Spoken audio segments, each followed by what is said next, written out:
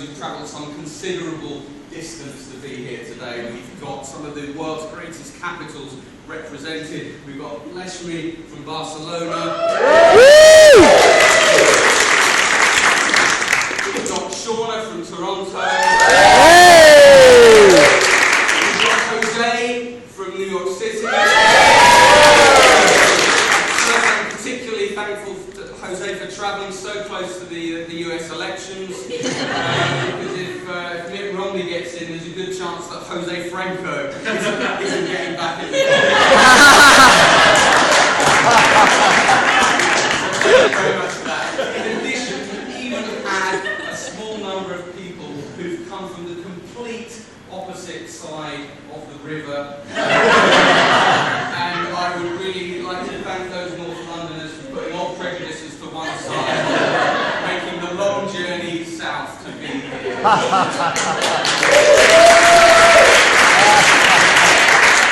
understand a few of you did suffer a rather invasive frisk search coming across Putney Bridge. I can only apologise for that and say it's not an official customs checkpoint, it's just a group of local lads who've hired the uniforms and they just do it for a bit of fun. It's the new and beaten to the first Jimmy Savile.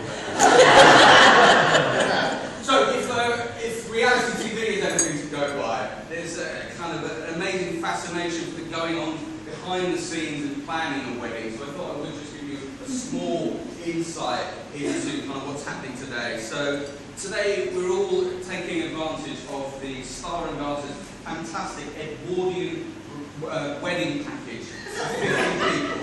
We're working on the slightly more expensive Victorian package, which has a slightly wider range of food and a Jack the Ripper tour between courses. And I'm sure you'll agree the food has been absolutely fantastic. And anyway, the Edwardian package has much better toilet facilities.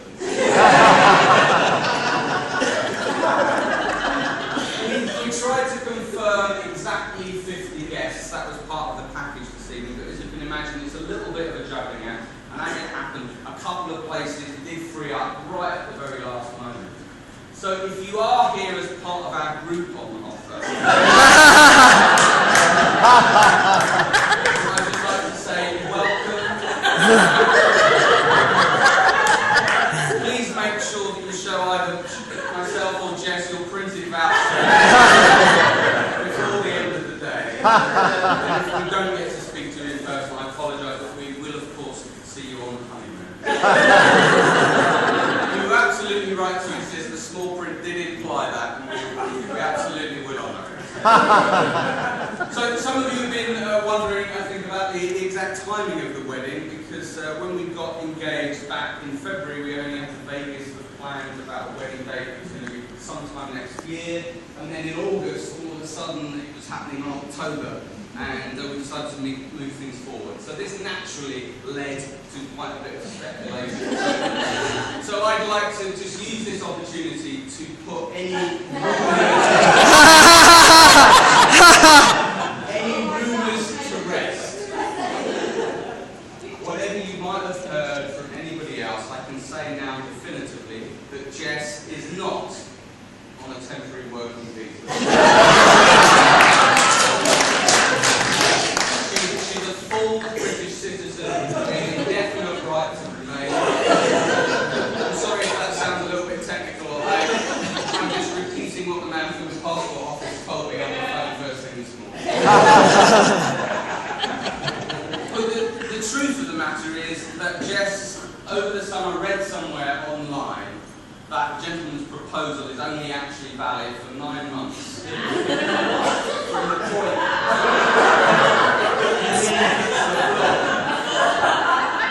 I tried to reassure her that it was valid for much, much longer than that.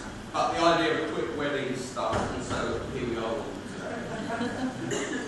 As it happens, as I actually proposed on holiday in Egypt, local law applies.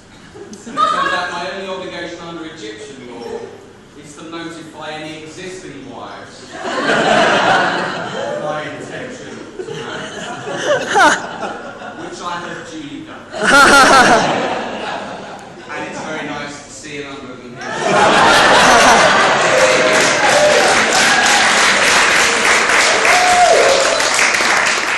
So, moving slightly to more serious matters, I really want to thank my family for their love and support over the years. In a perfect world, our dad would have been here. He passed away around this time last year. We miss him very much, and I know you would have been absolutely gutted to have missed such a nice roast dinner. Particularly one that he didn't have to wash up. He's not here in body, but he is absolutely in our thoughts. I want to thank my mum for her courage and maintaining good humour over the last 12 months. It has been very difficult. I want to thank my nan for her strength and for looking after mum over the last sort of 12 months. And in a way, nan is a cautionary tale. You're never too old to have your kids move back in with you.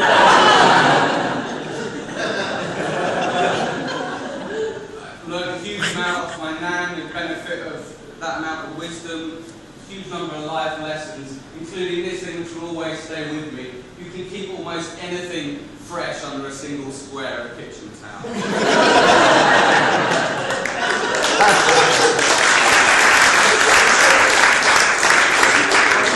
My brother Paul for his help and support, certainly over the last 12 months, certainly without a comrade in arms to deal with the various things that have come up. I would certainly have gone what my mum calls doolally. I think the experience has certainly brought us much closer together, and I'm always going to be grateful for that. I look forward to welcoming Natalie to our family in January. That'll be fantastic. Jess and Nat have already bonded over a llama on the head there. And they've already been posing for sister-in-law photos on Facebook. That's all sorted, that's all fine.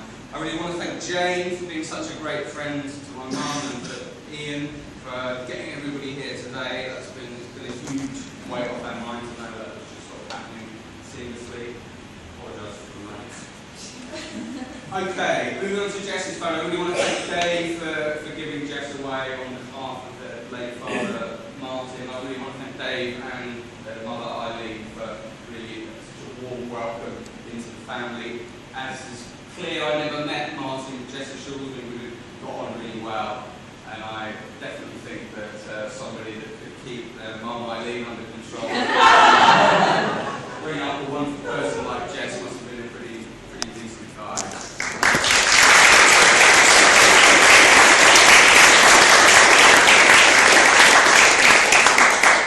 So if you haven't had the pleasure of meeting Eileen, imagine a petite Chinese lady with a love of brandy, cigarettes and gambling.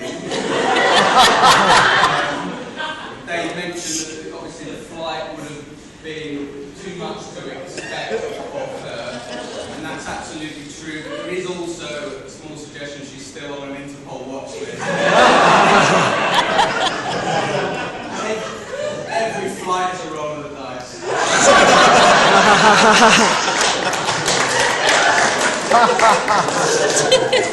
if you haven't met Eileen, I would just indulge you. I will just tell one short story. Some of you I've told this in person. I hope it bears a second telling.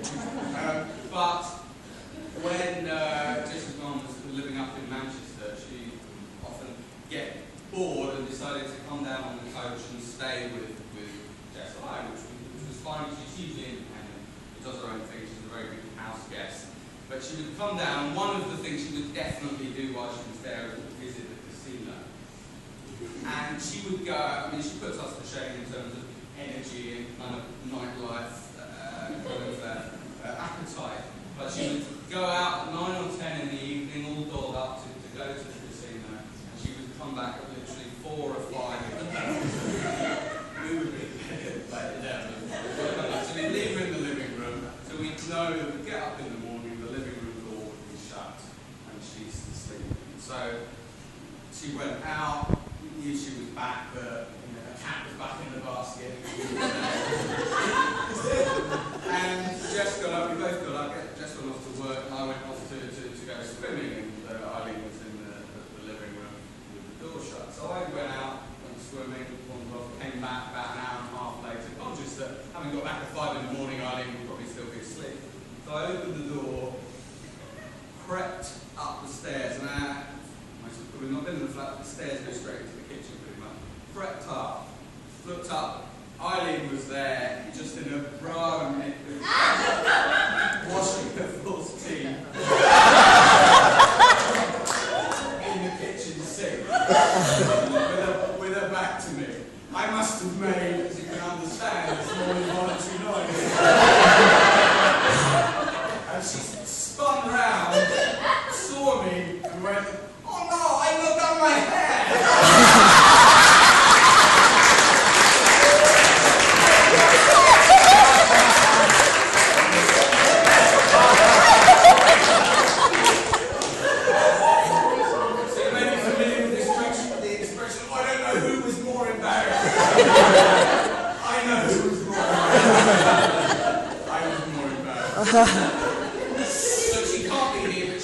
generously gave us some money towards the wedding, and we decided to put that money behind the bar later on, which seems only fitting.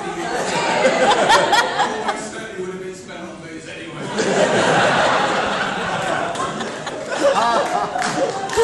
Oh my word.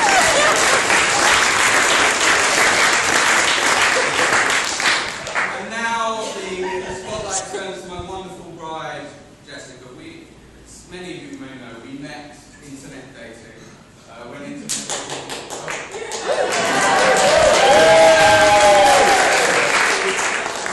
of Match.com. We met internet dating back when internet dating was still something to be slightly ashamed of. We both independently signed up for Guardian Soulmates. My requirements, I was looking for somebody smart, funny, literate. Jess's requirement, she was after somebody local. Jess, being the wonderful person that she is, ticked all of my boxes. And me living round the corner, I ticked all of her boxes.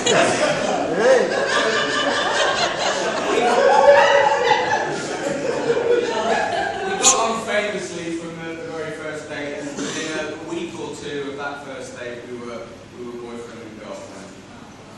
That it took. Hang on.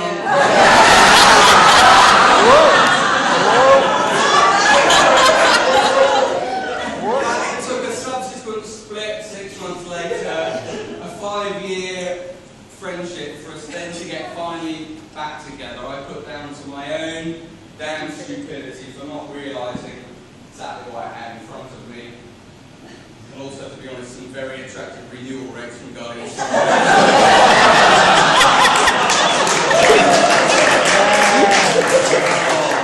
Oh my goodness. But seriously, Jess has so many great qualities that I'm not going to embarrass her by reading out. I'm going to embarrass her by reading out a big list that she gave me.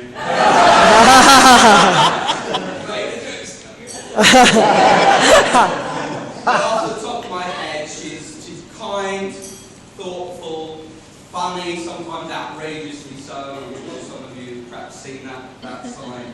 She's a great cook, she's a brilliant travelling companion, and she's amazingly gifted with a Sky Plus remote control. Seriously, she's like an autistic kid with a Rubik's Cube.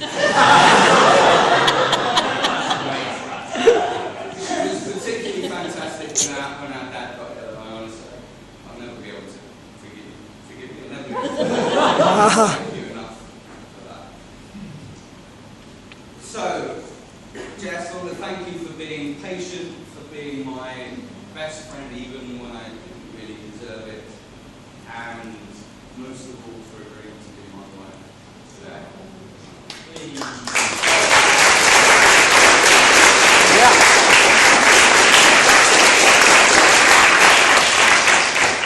I love you, Bobby.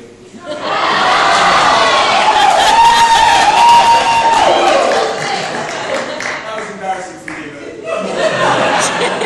okay, people, we are on the home straight. We'll shortly hand over to my best man, Jamie. Jamie's been a huge help to us today. He also organised, again, at quite short notice, a fantastic stag do. My only brief to him was that I wouldn't end up as broken as I was after his. And in that respect, he delivered, he brought me home safe and sound. From what he tells me, I had a fantastic He's been a brilliant friend over the year. I genuinely don't have a bad word to say about him. At least until I've heard what he's got to say about me next. And just in case it's a complete roasting, I recorded a 10-minute video which I'll email out to you. He really does care if you stripped on. So, it's time for me to finally shut up and fulfill my final duty, which is to propose a toast to the bridesmaid. And Jess is very fortunate to have 3 such loyal, thoughtful, and may I say very attractive friends in Sam, Alex, and Jules. So ladies and gentlemen, would you please raise your glasses in a toast to the gorgeous bridesmaids?